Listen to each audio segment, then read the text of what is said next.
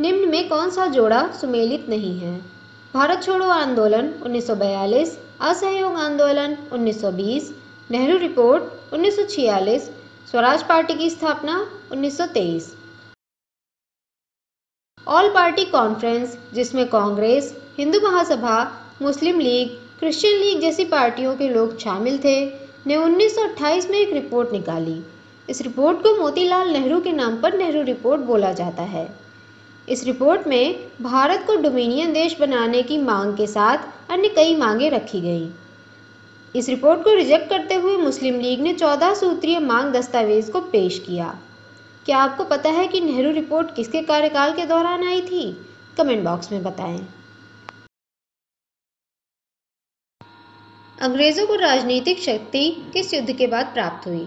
बक्सर का युद्ध, पानीपत का युद्ध, वांडिश का युद्ध, प्लासी का युद्ध। प्लासी का युद्ध जून 1757 में हुआ था। इस युद्ध में अंग्रेजों ने बंगाल के नवाब को पराजित किया और इस युद्ध से बंगाल में फ्रांस का प्रभाव खत्म हो गया था। इस युद्ध ने अंग्रेजों के लिए भारत को उपनिवेश बनाने की दिशा में एक मील के पत्थर के रूप में काम किया। क्या आपको पता है कि प्लासी किस नदी के किनारे स्थित है? कमेंट बॉक्स में बताएं। निम्नलिखित में से भाप इंजन का आविष्कार किया था? Option 1 Max Born, option 2 James Boyle, option 3 Enrico Fermi, option 4 James Watt. भाप के इंजन का प्रयोग पहली शताब्दी से होता चला आ रहा था।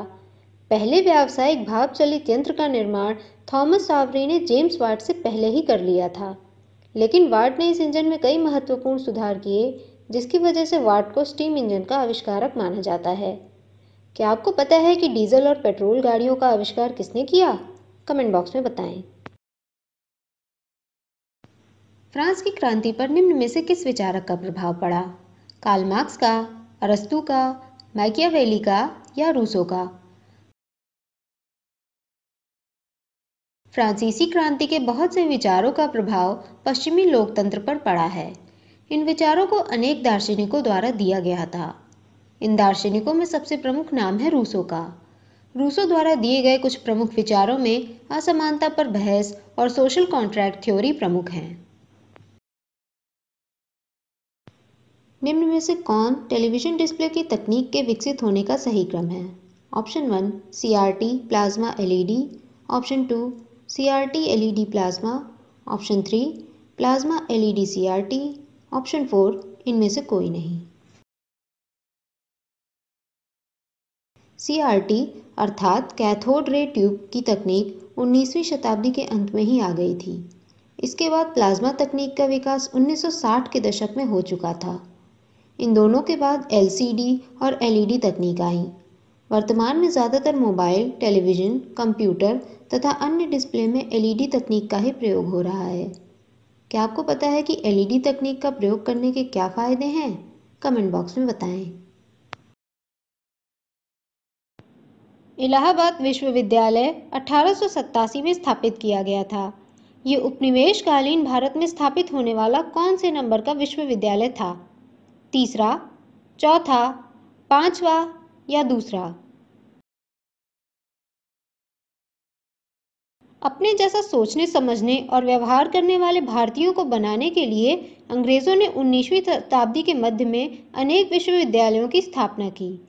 इसमें सबसे पहला कलकत्ता यूनिवर्सिटी, दूसरे नंबर पर बॉम्बे यूनिवर्सिटी, तीसरे नंबर पर मद्रास यूनिवर्सिटी, चौथे नंबर पर पंजाब यूनिवर्सिटी और पांचवें नंबर पर इलाहाबाद यूनिवर्सिटी की स्थापना की गई। क्या आपको पता है कि वुड्स डिस्पैच किस चीज़ से संबंधित था? कमेंट बॉक्स में बताएं। डफरिन रिपोर्ट निम्न में से किस चीज़ से संबंधित थी? ऑप्शन 1 शिक्षा में सुधार, ऑप्शन 2 अर्थव्यवस्था में सुधार, ऑप्शन 3 प्रेस में सुधार, ऑप्शन 4 इनमें से कोई नहीं। लॉर्ड डफरिन का कार्यकाल 1884 से 1888 के बीच रहा। इनके कार्यकाल में राष्ट्रीय स्तर पर कांग्रेस का गठन और अंतर्राष्ट्रीय स्तर पर पंचदेह घटना काफी प्रमुख रही। 1888 में लॉर्ड डफरिन ने एक रिपोर्ट पेश की, जिसे डफरिन रिपोर्ट बोला जाता है। चूंकि ये रिपोर्ट बंगाल में गरीबों की दशा को लेकर थी, इसलिए इस प्रश्न का चौथा ऑप्शन सही होगा। क्या आपको पता है कि हंटर रिपोर्ट किस चीज से संबंधित थी? कमेंट बॉक्स में बताएं। पानीपत के तृतीय युद्ध में निम्न में से किस मराठा पेशवा ने भाग लिया? बालाजी विश्वनाथ, बालाजी बाजीराव, बाजीराव प्रथम, इनमें से कोई नहीं। पानीपत की तीसरी लड़ाई 1761 में मराठा साम्राज्य और अहमद शाह दुर्रानी की अफगान सेनाओं के बीच हुई थी। इस लड़ाई में अफगान साम्राज्य की विजय हुई। इस युद्ध के दौरान मराठा साम्राज्य के पेशवा बालाजी बाजीराव थे। बालाजी बाजीराव ने 1740 से 1761 के बीच पेशवा पद पर कार्य किया। क्या आपको पता है कि पानीपत की पहली और दूसरी लड़ाई किन किन साम्राज्यों के बीच हुई थी? कमेंट बॉक्स में बताएं। माउंट एवरेस्ट का नाम निम्न में से किसके नाम पर रखा गया है? ऑप्शन 1 इंग्लैंड के सम्राट के नाम पर, ऑप्शन 2 शिखर पर चढ़ने वाले पहले पर्वतारोही के नाम पर, ऑप्शन 3 भारत के एक महासर्वेक्षक के नाम पर, ऑप्शन 4 भारत के वायसराय के नाम पर।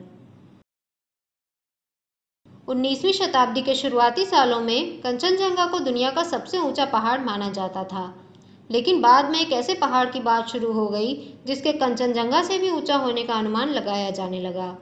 उस समय इसका नाम गामा रखा गया। बाद में जब 1856 में नापजोख के बाद अंग्रेजों ने इसकी ऊंचाई 8,839 मीटर बताई और इसका नाम ब्रिटिश भारत के महासर्वेक्षक जॉर्ज एवरेस्ट के नाम पर रख दिया गया। क्या आपको पता है कि एवरेस्ट को नेपाल और चीन में किन किन नामों से जाना जाता है? कमेंट बॉक्स में बताएं।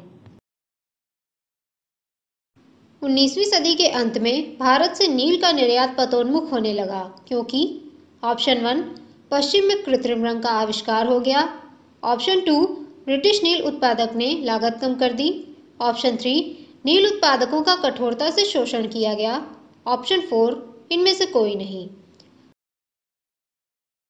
18वीं और 19वीं शताब्दी में पूरी दुनिया में नील की बहुत ज़्यादा डिमांड हुआ करती थी। इस ऊंची डिमांड की वजह से ही इसकी कीमतें बहुत ज़्यादा हुआ करती थी और इसे नीला सोना भी कहा जाता था। इन ऊंची कीमतों की वजह से यूरोप में लगातार नील का विकल्प तलाश किया जा रहा था। 19वीं शताब्दी में यूरोप के वैज्ञानिकों ने कृत्रिम नीले रंग का आविष्कार कर लिया जो नील से काफ़ी सस्ता था। नील का दाम कृत्रिम रंग से महंगा होने के कारण इसकी डिमांड घट गई और इसका निर्यात बहुत कम हो गया। क्या आपको पता है कि नील भारत के किन इलाकों में उगाया जाता था? कमेंट बॉक्स में बताएं। पेशवा प्रथा अंग्रेजों द्वारा निम्न में से किस पेशवा के काल में समाप्त की गई? माधवराव द्वितीय, बाजीराव द्वितीय, नारायण राव, रघुनाथ राव।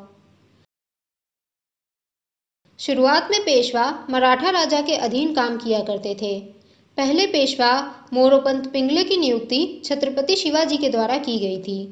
बाद में भट्ट परिवार के पेशवा पद पाने के बाद से ये पोस्ट हेरिडिटरी हो गई और मराठा राजा बस नाम का राजा रह गया। ब्रिटिशकालीन भारत में मराठा साम्राज्य की शक्ति लगातार कम होती चली गई और बाजीराव द्वितीय के बाद पेशवा का पद समाप्त कर दिया गया। 1857 की क्रांति के समय बाजीराव द्वितीय के दत्तक पुत्र नाना साहब ने इसे पुनः स्थापित करने का असफल प्रयास किया। क्या आपको पता है कि नाना साहब का वास्तविक नाम क्या था? कमेंट बॉक्स में बताएं। निम्नलिखित में कौन सा धार्मिक संस्थान ब्रिटिश सिद्धांत का विरोधी था?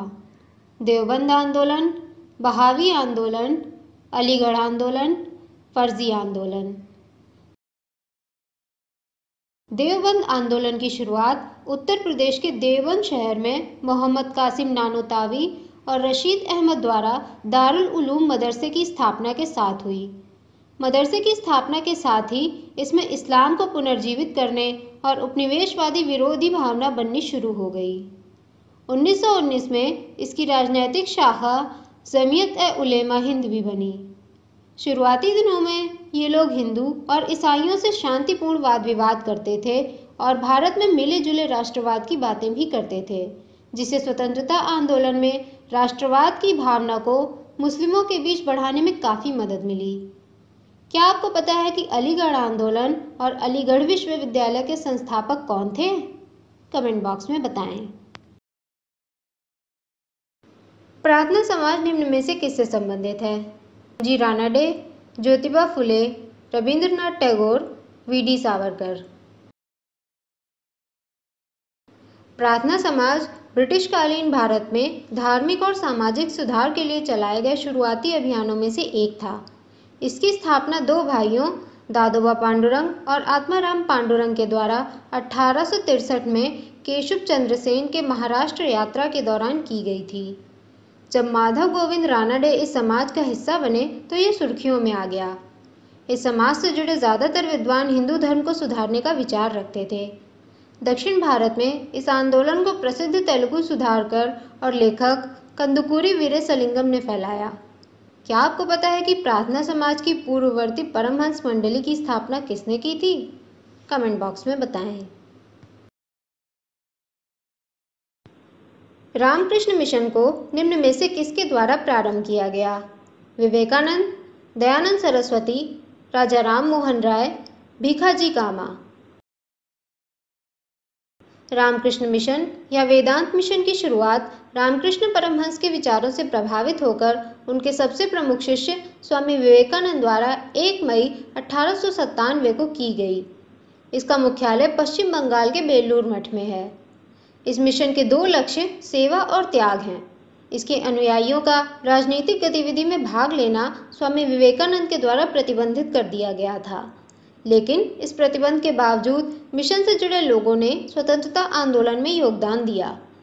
इस मिशन को 1998 में भारत सरकार द्वारा गांधी पीस प्राइज दिया गया। क्या आपको पता है कि स्वामी विवेकानंद के बचपन का क्या नाम था? कमेंट बॉक्स में बताएं। भारतीय राष्ट्रीय कांग्रेस के प्रथम मुस्लिम अध्यक्ष निम्न में से कौन थे? सैयद अहमद खान, मौलाना आज़ाद, शौकत अली, बदरुद्दीन तैयबजी। भारतीय राष्ट्रीय कांग्रेस की स्थापना 1885 में मुंबई में 72 प्रतिनिधियों के द्वारा की गई थी। इसके पहले अध्यक्ष व्योमकेश चंद्र बनर्जी थे। बाद में 1887 में मद्रास में हुए तीसरे अधिवेशन में बदरुद्दीन तैयबजी को इसका पहला मुस्लिम अध्यक्ष बनाया गया। तैयबजी मुंबई के पहले भारतीय बैरिस्टर और दूसरे भारतीय मुख्य न्यायाधीश थे। ये कांग्रेस और बॉम्बे प्रेसिडेंसी एसोसिएशन की स्थापना में भी शामिल थे। तैयबजी का अध्यक्ष के तौर पर कार्यकाल काफ़ी महत्वपूर्ण रहा।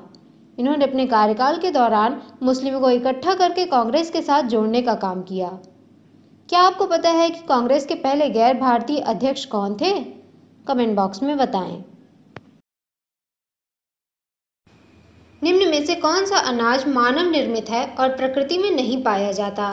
बौना गेहूं, संकरित मक्का, ट्राइटिकेल, सोयाबीन।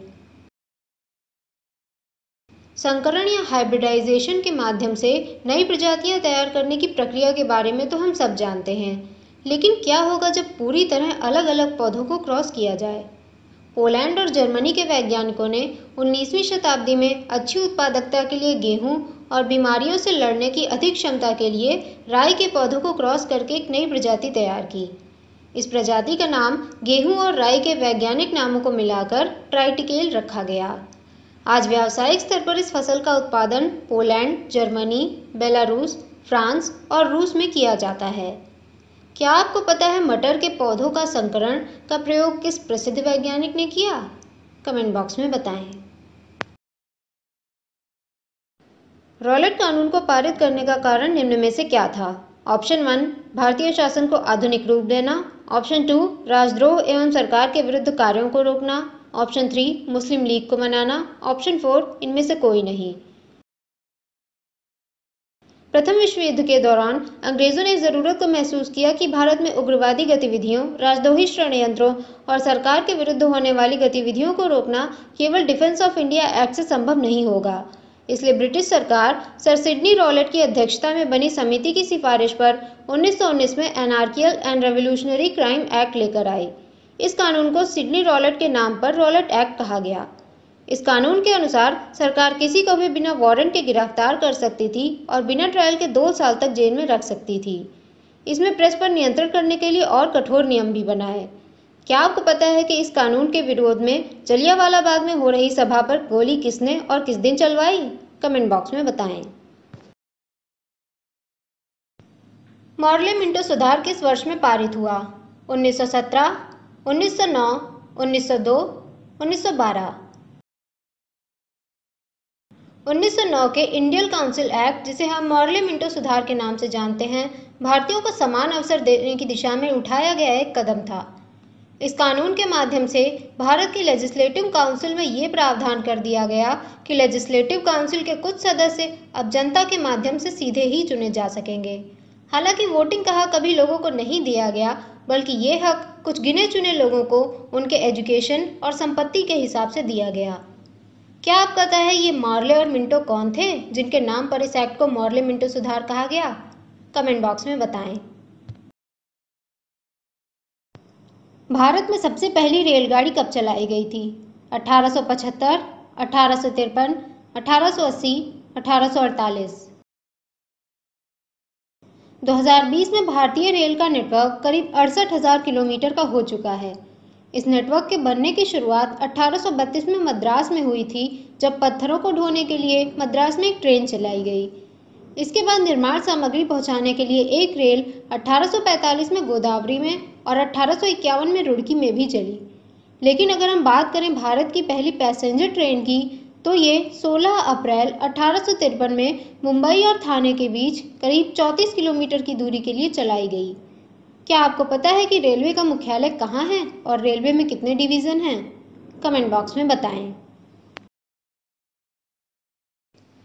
भारत विभाजन निम्न में से किस योजना के तहत हुआ था? वेवल योजना, cabinet mission, Cripps mission, Mountbatten योजना।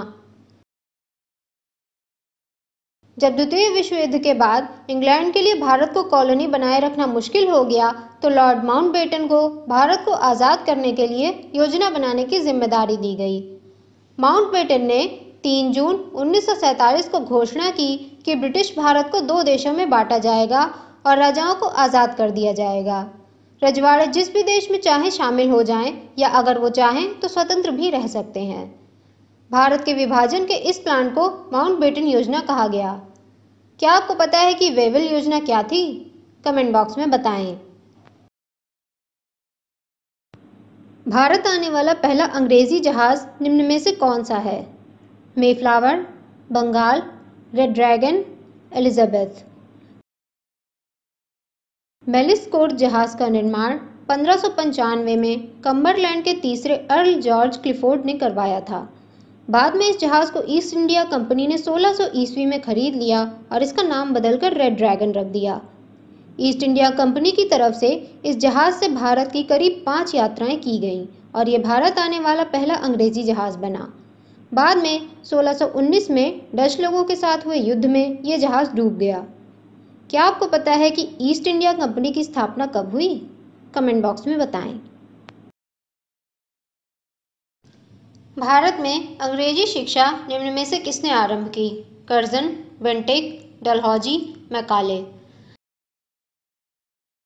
भारत में यूरोपियन पद्धति में शिक्षा देने की शुरुआत 1542 में गोवा के सेंट पॉल कॉलेज खुलने के साथ हो गई। बाद में 1813 के चार्टर के माध्यम से ब्रिटिश ईस्ट इंडिया कंपनी को शिक्षा देने के लिए ईसाई मिशनरियों को सहायता देना जरूरी कर दिया गया। आगे आने वाले सालों में ब्रिटिश शिक्षण पद्धति धीरे धीरे बढ़ती रही।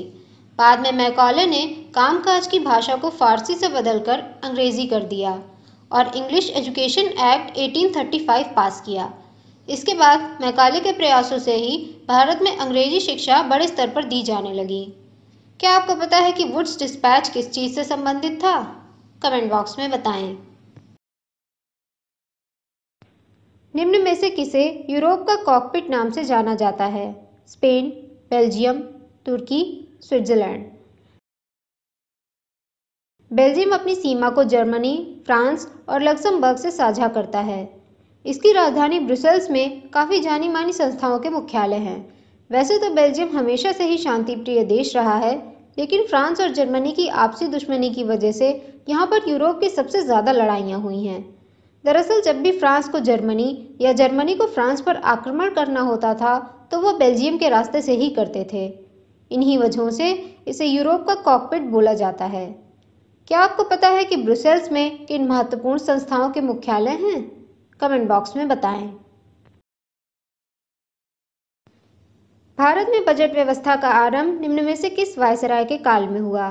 Canning, Dalhousie, Ripon, Elgin. Bharat में बजट की शुरुआत जेम्स विल्सन के द्वारा 1860 में की गई थी। भारत में बजट की शुरुआत के अलावा विल्सन को स्टैंडर्ड चार्टर्ड बैंक और द इकोनॉमिस्ट मैगजीन की शुरुआत करने के लिए जाना जाता है। विल्सन को 1857 की क्रांति के बाद चरमरा रही आर्थिक व्यवस्था को सुधारने के लिए लॉर्ड कैनिंग के काउंसिल का वित्त सदस्य बनाकर भेजा गया था। विल्सन का बजट इंग्लैंड में पेश होने वाले बजट के मॉडल पर आधारित था। भारत में इनकम टैक्स की शुरुआत भी इन्होंने ही की थी। क्या आपको पता है कि लॉर्ड कैनिंग के समय घटित होने वाली प्रमुख घटनाएं कौन-कौन सी हैं? कमेंट बॉक्स में बताएं। निम्न में से किसे हरित क्रांति का पिता कहा जाता है?